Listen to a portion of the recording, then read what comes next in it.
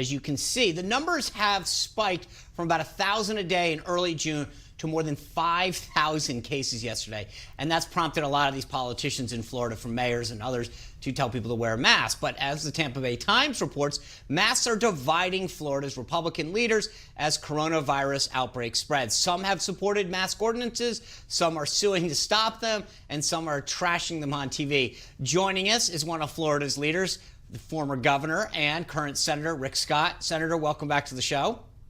It's nice to be back. All right, so tell me what's going on in Florida, and why is there such a controversy about wearing masks down there? Well, first off, we clearly haven't beaten this. We're seeing more cases, so there's still a lot of work to be done. I think people that are doing things that are not safe are being selfish. They're being selfish. They're not worrying about their family or their friends, their coworkers, and they're slowing down and opening up the economy. I believe in masks. I believe in social distancing. I believe in watching where you're going. But I don't believe government ought to be dictating this. I think government's job is get us informed, get us more information, let us make a decision. You should tell us, oh, that business has coronavirus, employees or customers. So you know what? I wouldn't go there. But this other business doesn't, I might go there. Don't tell me I can't go to any place. That doesn't make any sense. We got to open our economy, let people make good decisions. Sounds like a businessman speaking. Well, Senator Scott, President Trump moved the Republican convention from Charlotte to Jacksonville because he wanted a full house and no mask. You've been vocal about this, and so has the mayor of Jacksonville, now saying that people have to wear masks in public places. Do you think that the GOP can hold a safe convention in Jacksonville? Are you concerned about it? Sure. I mean, you can hold a safe convention. You're going to have.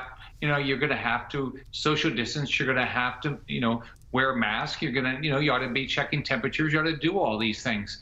I just don't believe it's the government's role to do these things. I mean, I grew up in a very poor family. My parents were poor, but they weren't dumb. They had common sense. And so I just think that let people make decisions. People figure out the right way of doing this. Have government be be the information part, not the mandating part.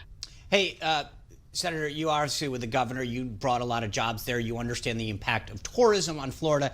Today, the EU said that they're banning people from the U.S. How concerning is that for you in terms of the travel that's going to occur, or not occur, rather, for a state like yours? Well, tourism is a big deal. We added, 1.7 million jobs. I guess we probably added 400,000, 500,000 jobs in tourism in my 8 years. We took the tourism numbers from 80 million to 126 million.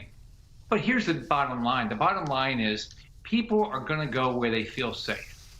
And so the more information we get to people, the more people go out and do things. So I think these governments can do things. All they're doing is slowing down the decision process of where somebody's going to figure out, here's how you can go on vacation safely. And gosh, that's what people want to do. That's what my family wants to do. My daughters want to do. And so open it up and let people try to figure out how to keep people safe and give them information.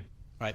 Hey, Senator, I know I love your bluntness. And in the Washington Examiner, you wrote a piece that says, fund the police, the single most ridiculous and irresponsible policy idea that has been suggested in my lifetime can be summed up in 3 words: defund the police. Well, you've been in Washington for a while, so that really says a lot in terms of the stuff that you've seen. But tell me why. I mean, I get it. I think this is silly that we're talking about defunding the police, and then when something goes wrong, who's the first person they call? The police. But I don't know why Democrats are getting away with not owning this policy.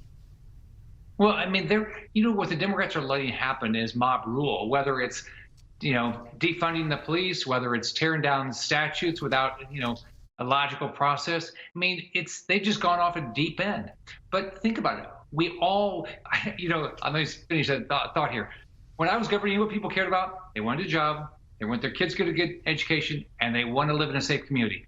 Well, you don't get jobs without a safe community. You don't have good education without a safe community. So you better fund your sheriff department, your police department. Now, hold them accountable. If somebody does something wrong, they have to be held accountable, but not to fund them. That is absolutely the most foolish thing you could do. I want somebody to show up if I call 911. Yeah, not only that, But I think if you really are concerned about problems with the police, then we need to get them more training. That costs more money. Cutting their budget actually would be detrimental to what so many people want to have happen. I mean, it defies logic. So thank you for saying it so bluntly. There's no logic in what they want to do, but there's no logic in what the Dems want to do. I've been up here 18 months. They don't want to do anything. So Tim Scott had a good law enforcement bill. The Democrats didn't even want to have a conversation about it. They blocked all amendments. We don't want to do anything. We want to blame it on you that we didn't get anything done. They don't want to do anything. Name it. Law enforcement, DACA. I mean, there's nothing they want to do other than waste your money and investigate stuff. Senator, always great to have you on the show. Thank you for your insight. Look forward to having you back soon. All right. See y'all. Bye-bye. All right.